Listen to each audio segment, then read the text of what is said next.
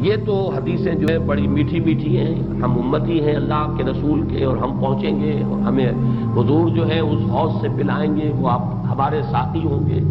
آپ میزبان ہوں گے، ہم مہمان ہوں گے۔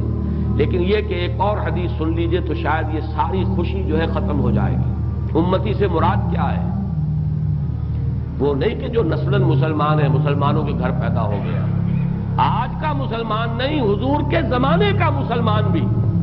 اگر وہ اس معیار پر پورا نہیں اترتا، والعصر ان الانسان لفی خسر الا الذین آمنوا وعملوا الصالحات وتواصوا بالحق وتواصوا بالصبر، تو حضور کا امتی نہیں ہے۔ چنانچہ یہ روایت ابن ماجہ کی ہے اور کہا یہ جاتا ہے کہ یہ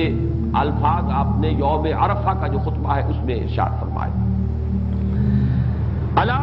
انی فرضتکم علی الحوض، لوگوں آگاہ ہو جاؤ میں حوض کوثر پر تم سے پہلے پہنچوں گا، وَأُكَاثِرُ بِكُمْ، اور میں تمہاری کثرت پر فخر کروں گا۔ اتنی بڑی امت، ایسے بھی تو نبی ہوں گے جن کا امتی ایک دو ہی ہوں گے، صرف کتنے ہوں گے؟ حضرت نوح علیہ السلام کے کتنے امتی ہوں گے؟ اس اعتبار سے محمد الرسول اللہ صلی اللہ علیہ وسلم کے امتی انا وَأُكَاثِرُ بِكُمْ فَلَا تُسَوِّدُوا وَجْهِي، تو دیکھنا اس روز میرا منہ کالا نہ کر دینا، میرا چہرہ جو ہے تمہارے اعمال کی وجہ سے مجھے پشیمانی نہ ہو، میرا چہرہ جو ہے سیاہ نہ کر دینا۔ یہ صدمے اور رنج سے جو چہرہ سیاہ ہو جاتا ہے، جو قرآن مجید میں آیا یوم تبیض وجوہ وتسود وجوہ، جس دن بہت سے چہرے بہت سے روشن ہوں گے، تر و تازہ ہوں گے، تابناک، اور بہت سے چہروں پر سیاہی تپی ہوئی ہوگی۔ فلا تسودوا وجہی انی مستنقذ اناسا ومستنقذ اناس منی، بہت سے لوگوں کو میں چھڑانے کی کوشش کروں گا فرشتوں سے، وہ پکڑ کر لے جانا چاہیں گے، اور بہت سے لوگ مجھ سے چھڑا لیے جائیں گے، لے جائے جائیں گے، وہ میرے امتی نہیں ہوں گے۔ فاقول یا رب اصحابی، میں کہوں گا اے رب یہ تو میرے ساتھی تھے، یہ تو میرے اصحاب میں سے تھے۔ اور اللہ تعالیٰ فرمائے گا فیقول انک لا تدری ما احدثوا بعدک، اے نبی آپ کو پتہ نہیں آپ کے بعد انہوں نے کیا کیا ہے، کون کون سی شرارتوں میں حصہ لیا ہے، کیا چیزیں پیدا کی ہیں۔ حضور کے زمانے کے کتنے مسلمان ہوں گے جو بعد میں مسلمہ پر ایمان لے آئے، کافر ہو گئے؟ کتنے لوگ ہوں گے جب وہ داخل ہو رہے تھے، جو اگلی صورت ہم پڑھیں گے، اذا جاء نصر اللہ والفتح ورأیت الناس يدخلون فی دین اللہ افواجا، ان میں سے کتنے یخرجون من اللہ من دین اللہ افواجا ہو گئے، فوج کے فوج، قبیلے کے قبیلے، پورے کے پورے، یا زکوٰۃ کے منکر ہو کر کافر ہو گئے، اور یا یہ کہ نبی جھوٹے نبیوں کو مان کر کافر ہو گئے۔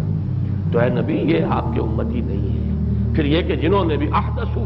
بدعات ایجاد کی، وہ چیزیں جس کو فرمایا گیا ہے من احدث فی امرنا ھذا ما لیس منہ فہو رد، جو شخص ہمارے دین کے اندر کوئی چیز نئی بدعت نئی شے ایجاد کرے گا جو اس میں سے نہیں ہے اصلاً، وہ مردود، اور وہ شے بھی مردود۔ تو اللہ تعالی ہمیں اس انجام بد سے بچائے کہ ہم تو وہاں پر پہنچے حوض کوثر پر کہ حضور صلی اللہ علیہ وسلم کے ہم مہمان اور آپ ہمارے میزبان، اور فرشتے ہمیں کھینچ کر لے جائیں، اور حضور بھی پکارتے رہ جائیں میری امت ہے، کہاں لے کر جا رہے ہو، اور آپ کو جواب ملے کہ نہیں اے نبی آپ کو معلوم نہیں، فیقول انک لا تدری ما احدثوا بعدک، اے نبی آپ کو پتہ نہیں آپ کے پیچھے کیا کرتے رہے۔ اس سے ان لوگوں کے خیال کی بھی نفی ہو جانی چاہیے جو سمجھتے ہیں کہ ہر شے جو ہے بعد میں جو ہوئی ہے وہ حضور کے علم میں ہے، ورنہ تو یہ الفاظ کہتے ہیں آپ کو پتہ نہیں انہوں نے آپ کے بعد کیا کیا ہے۔ جو بھی اللہ بتاتا ہے، جو چیز پہنچانا چاہتا ہے پہنچتی ہے۔ جیسے آپ کی حیات دنیاوی کے دوران بھی جو اللہ علم دیتا تھا آپ کو علم ہو جاتا تھا، جو اللہ تعالیٰ کی طرف سے نہیں دیا گیا تو اس معاملے میں آپ بشر ہیں، انسان ہیں، وہ بات آپ کو معلوم نہیں۔ بعد میں بھی جو چیزیں اللہ اب بھی عالم برزخ میں محمد الرسول اللہ کا جو بھی مقام ہے،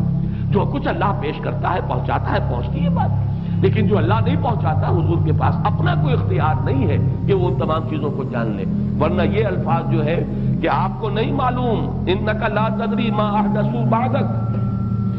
اپنے زمانے کے لوگوں کا بھی جو بعد میں حشر ہوا وہ اس حدیث کی روح سے ثابت ہو رہا ہے کہ حضور کو بتایا جائے گا کہ آپ کو معلوم نہیں، آپ دھوکہ نہ کھائیں کہ یہ آپ کے زمانے میں ایمان لے آئے تھے لہذا آپ کے صحابی ہیں،